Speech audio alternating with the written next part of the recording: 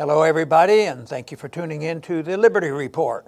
With me today is Daniel McAdams, our co-host, and Daniel, good to see you. How are you this morning, Dr. Paul? Doing very well, and of course, would like to follow up on Syria again. Of course. Now, we talked a lot about Syria yesterday, and been talking a lot about Syria, but the bombing occurred, I think it was Friday evening, 5 days ago now, and our position has obviously been, be careful, don't believe all the propaganda. Leading up to war, that certainly was the case that we experienced when they were leading up to the war in Iraq, based on lies, and we suspected it would be the same thing. And although we didn't have too much proof of much, we had very, very strong suspicion, and it looks like it's turning out to be the right suspicion, because the people who have finally gotten in there and looking around, and we had, of course, Vanessa yesterday, Billy, and she had some on-site experience too, and she's right over there. And now, as the reporters are getting in there, which they hurried up and did the bombing before the reporters got in to find out the truth, that really made us suspicious. So here we are. We have American and British reporters going in there and talking about it, and a very, very well-known reporter, Robert Fisk, has come out, and boy, he has some interesting things to say, and nobody believes there was a real event. It isn't that somebody did it and it's a false flag and it was on purpose and somebody got gassed, and a lot of people, they can't even verify that there was a gas attack. It was all based on hyperbole and lying and excitement and hurry up, bomb them quickly. And then it's interesting, though, how it evolved, because when Trump was announcing that, I thought, oh, my Lord, he's going to blow up the world. But he purposely meant to not blow up the world. He didn't even want to kill anybody. Why bother? I'm glad he didn't go out to kill 1,000 people or 5,000 people, but he allowed it to be known where the bombs would be dropped. Now it's a bit of more sorting out that we have to do now, is how many bombs were dropped and how many times were they intercepted. There's some military questions that we have to ask, but I think there's pretty good evidence out there right now that the lying, it was all misleading, and there was not an attack. Yeah, and you mentioned Robert Fisk. A few things are important about him. Fisk is very, very anti-Assad, so he's not an apologist going over there saying he's a wonderful guy, he would never do this, he's such a saint. He's always been very, very opposed to Assad. He calls him a horrible dictator. He thinks the regime is terrible. Nevertheless, he went into Duma, he talked to the doctors at the hospital, and he found out that the message that had been put out by the Syrian government is pretty accurate, that there was not a chemical attack. There were people that were suffocating after a building collapse and other things, and when they came in and were being treated, one of the white helmets came in yelling chemical attack. Everyone panicked and started hosing each other down. But the other thing, Dr. Paul, and I wanted to ask you about this because you know more than I do, but he said that the doctor said that the young people, the children were suffering from hypoxia. Yeah, and some of those pictures were these kids that were dying from lack of oxygen. And I thought, well, why are they dying? Where's the oxygen? What happened? But the way he described this is it hasn't just when these bombs came, but because war has been going on for a long time. These kids have had to spend time in the tunnels, and this past week, maybe it was very intense, living in these tunnels, and there no ventilation, and they literally had dust and all that, which would clog up the lungs, and the oxygen level would go low. So it's like starving them from oxygen. It's suffocation, and those pictures could go along with that. You know, they showed babies there dying and just lying there listless. That would come from severe hypoxia, because if you are denied oxygen, it'd be like you and I going up, climbing up the mountains. Some people live at 18,000 feet, but we'd start getting short of breath after 12,000 feet. But if we're suddenly up at 18,000 feet, we can't breathe, and that's why people have to take oxygen invasion up here. And that's really what happened to them. And they were victims of an unnecessary war, to tell you the truth. And then don't let any emergency or crisis go to waste. So let's turn this around, because they were looking for another excuse to do this. So this fit the scenario. And I think it's great that Fisk finally found somebody that would give us the evidence, because the people who were really in charge there, they ran away from all this. They didn't. The white helmets weren't there to help. They were there to take care of themselves and take pictures. Yeah. And take video. But we do know a few things. We do know that the Jaish al-Islam, the Army of Islam, which is a radical Islamic group, was in control of Duma and of all eastern Ghouta. We know that they were in charge there.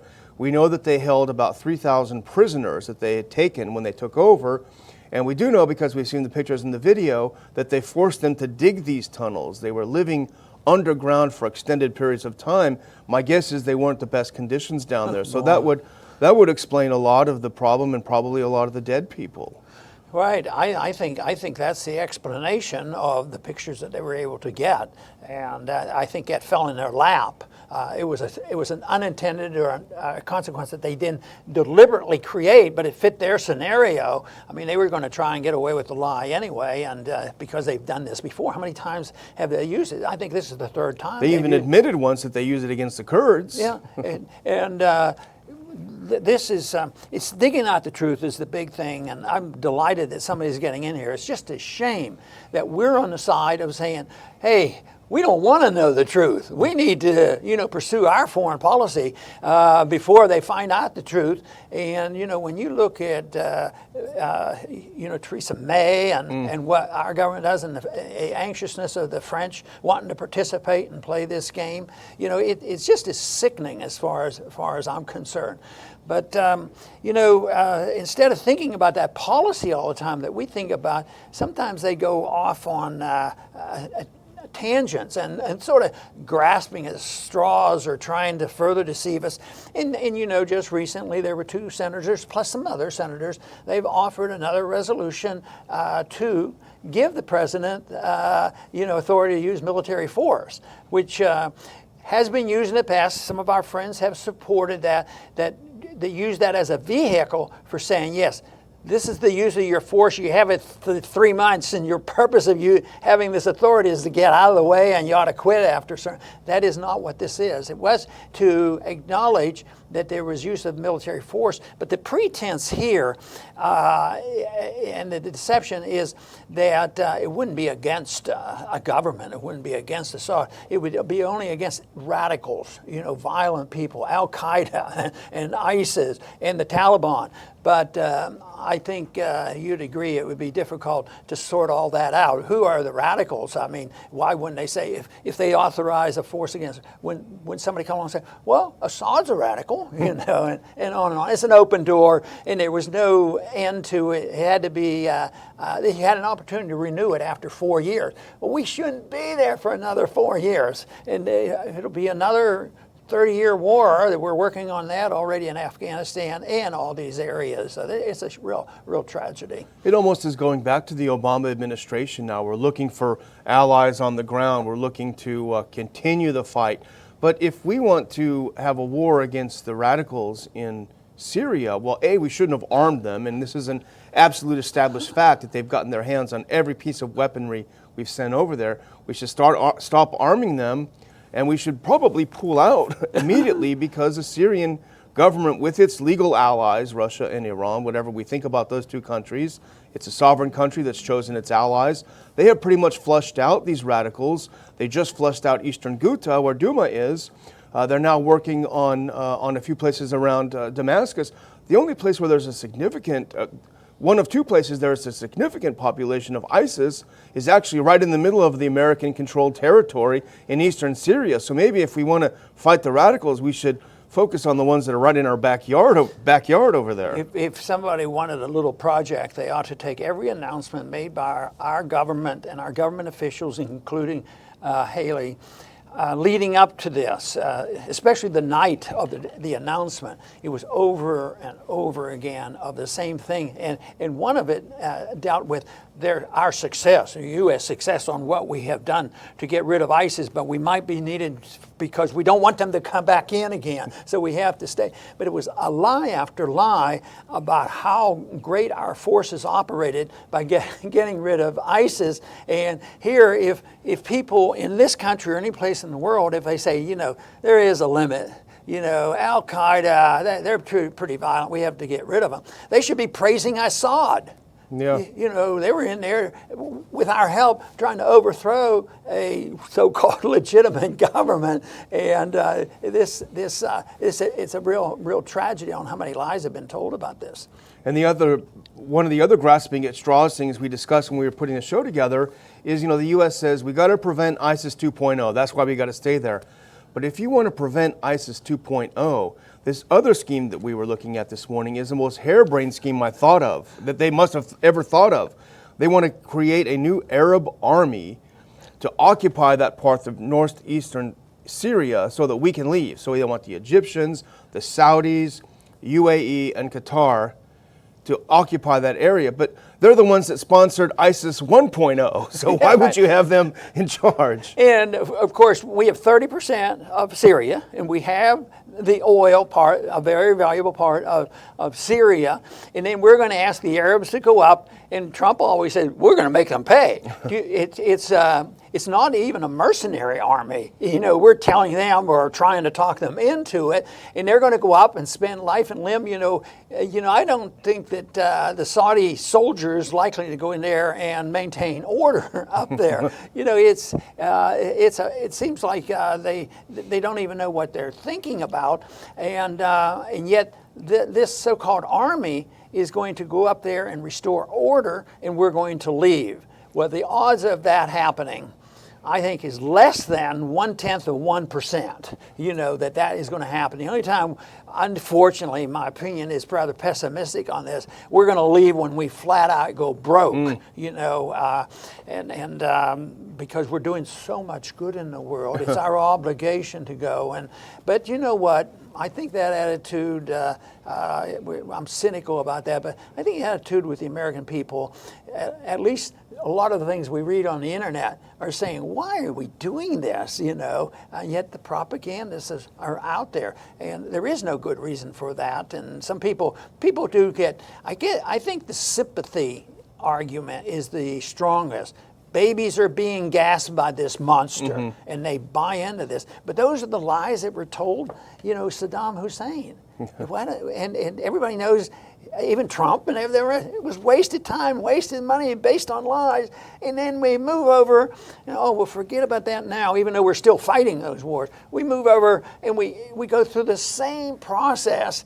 But the biggest obstacle is the incessant lying and the perpetuation of the lies on the media. It's over and over again. But in this last week, there were a couple leaks in there, where people on a decent station would come up and take a different position. Yeah, the One American News Network, they were on the ground there. They came to the same conclusions. They talked to dozens of people. Right. And, in Duma, So that is encouraging. So we'll keep plugging away to come up with some common sense. Well, I think, it's amazing to see this huge chasm, I think, that's erupted between the mainstream media, between those pushing the government narrative and those of us that are taking a skeptical view, because in light of what they said about Saddam, in light of all the war lies, in light of all the false flags getting us into war, we take a skeptical approach. And you and I have both watched our numbers explode over the past week or so. People do not believe the mainstream media. They do flock to us, and they do look to alternative sources, and I think that is very encouraging. Well, it's also encouraging to me personally that the credibility is building. I was involved many years ago with the idea that I'm going to be able to talk to 3 or 4 people and go to a college campus, and I got 15 people out. And I would just, talk and try to get the message out, not expecting a whole lot. But now people are coming to us, and they're looking for us. But what I like, not only some viewers coming and looking for it, but when we get people on the air, like Vanessa and our ambassador that's coming, Ford is coming on, and they're quite willing and excited about coming on. So I think this is very good, and I don't think we even know. I always assume, well, why should I go and talk to 15 people? I said, well, maybe 10 of them will talk to 5 people. So you have no idea how many people you might influence, and that's the way it should be. So I think it's very encouraging that if you offer something out there, that people will come and listen. And as times get rougher, which they will, I think we'll be looking for an explanation on what's happening in our economy and what's happening in the military and all these operations, because this all is tied together. It's the fact that our government is out of control, and we have an international, we're running an empire overseas, and we're in charge of the world because we have the reserve currency of the world, and our economy is so-called booming. It's all based on fake money. So that's all coming to an end. So I'd like to see a point where we can get that kind of information out to a lot more people. In our struggle against the mainstream media and the fake news is an ongoing struggle, and in fact today is an anniversary, Dr. Paul, and I would like to bring it up to our viewers, because this has been 5 years to the day since we started the Ron Paul Institute. We were at the the Capitol Hill Club in Washington, D.C. We had a little reception. We had Dennis Kucinich, we had Jimmy Duncan, we had Walter Jones, we had a group of Thomas Massey, I think, crashed the party. Yeah. And this is when we launched it, and this is what we started doing, and it's been now 5 years. It seems like we've been fighting an uphill battle that year, but I think since then. But I think our numbers have increased so much over the years, and our influence has increased. And I also want to thank all of our supporters, all the people that have been with us from the beginning, a lot of people recently that have come on board to support us, to make tax-deductible donations, to keep this show alive, to keep what we do at the Ron Paul Institute alive. I would like to ask you to please continue to support us. Please, if you can, make a donation, support the Ron Paul Institute, celebrate our 5-year anniversary by helping us continue to grow and expand for another 5 years. I do, Dr. Paul, think we're making progress. I think our numbers are increasing.